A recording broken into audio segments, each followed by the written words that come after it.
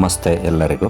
March 1ನೇ ತಾರೀಕು 2026ರಂದು 2 ಆಡಿಷನ್ಗೆ ಅಂತ ನಿರ್ಧಾರ ಮಾಡಿ ಹೊರಟೆ. HP ಹಳ್ಳಿಯಿಂದ ಟಿಕೆಟ್ ರಿಸರ್ವ್ ಮಾಡಿದ್ದೆ, ಬಟ್ ವೇಟಿಂಗ್ ಲಿಸ್ಟ್ 1ರಲ್ಲಿ ಇದ್ದುದರಿಂದ ಮತ್ತೆ ಹರಿಹರದಲ್ಲಿ ಚೆಕ್ ಮಾಡಿದೆ, ಅಲ್ಲಿ ಸೀಟ್ ಅವೈಲಬಲ್ ಇತ್ತು.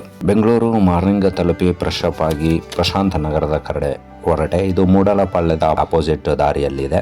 ಫೋನ್ನಲ್ಲಿ ಮಾತನಾಡುತ್ತಾ 2 ಕಿಲೋಮೀಟರ್ ನಡೆದುಕೊಂಡು ಲೊಕೇಶನ್ ಅನ್ನ ತಲುಪಿದೆ. ಅಲ್ಲಿಗೆ ತಲುಪಿದಾಗ ಲೊಕೇಶನ್ಗೆ ಅವತ್ತೆಂದು ಆಡಿಷನ್ಗೆ ಹೋಗಿದ್ದು ನೆನಪಾಗಿತ್ತು.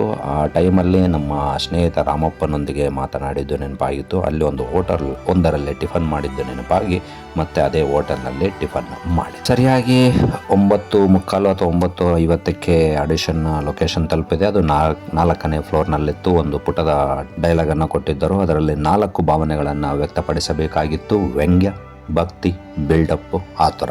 ಹೀಗೆ 4 ಭಾವನೆಗಳನ್ನು ಓದಿಕೊಂಡು 10 ನಿಮಿಷದಲ್ಲಿ ರೆಡಿಯಾಗಿ ಆಡಿಷನ್ ಅನ್ನು ಅಟೆಂಡ್ ಮಾಡಿದೆ. ಮತ್ತೆ ಇಂಪ್ರೂವೈಸ್ ಮಾಡಬೇಕೇನು ಅಂತ ಕೇಳಿದೆ, ಅವರು ಹೇಳಿಕೊಟ್ರು.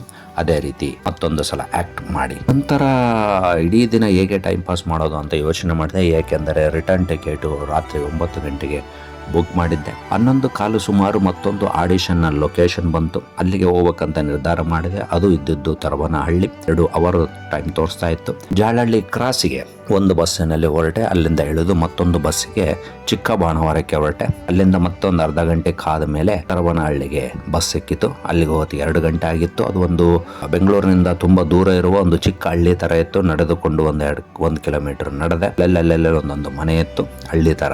ಅಲ್ಲೊಂದಿಬ್ರು ಇದ್ರು. ಅವರಿಗೆ ಫೋನ್ ಮಾಡಿದೆ, ವಾಯ್ಸ್ ಮೆಸೇಜ್ ಹಾಕಿದೆ. ನಂತರ ಬಂದರು, ಫಾರ್ಮ್ ಕೊಟ್ಟರು, ಫಾರ್ಮ್ ಫಿಲ್ಅಪ್ ಮಾಡಿದೆ. ಇಬ್ರು ಯಂಗ್ ಏಜ್ ನ ಹುಡುಗರು. ಸೊ ಊಟ ಮಾಡಿದ್ರೆ ಏನಂತ ಕೇಳಿದ್ರು. ಇಲ್ಲ ಅಂದೆ. ಅವ್ರ ಜೊತೆಗೆ ಊಟ ಮಾಡಲು ಹೊರಟೆ.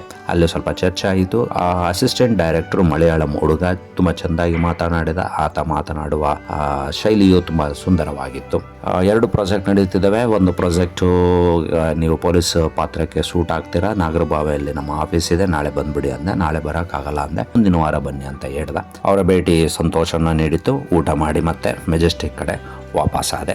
ತದನಂತರ ಸಾಯಂಕಾಲ ಡಿ-ಮಾರ್ಟ್ನಲ್ಲಿ ಶಾಪಿಂಗ್ ಮಾಡಿ ಮತ್ತೆ ರೈಲಿನ ಕಡೆ ಮುಖ ಮಾಡಿ ಹೊರಟೆ. ಇದು ಇವತ್ತಿನ ಸಂಪೂರ್ಣ ಆಡಿಷನ್ನ ವಿವರ. ಕೇಳಿದ್ದಕ್ಕೆ ನಿಮಗೆಲ್ಲ ಧನ್ಯವಾದಗಳು. Thank you very much.